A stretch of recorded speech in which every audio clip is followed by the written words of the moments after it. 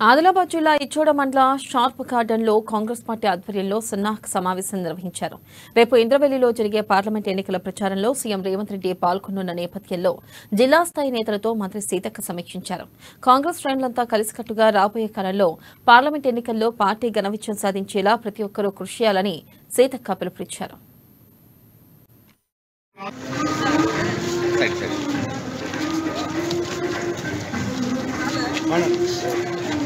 సంక్షేమ శాఖ మాత్యులు గౌరవ సీతక్క గారు మరి పాత్రికా మిత్రులకి ప్రతి ఒక్కరికి పేరు పేరు నమస్కారం తెలియజేసుకుంటూ మరి ఈరోజు హడావుడిగా ప్రతి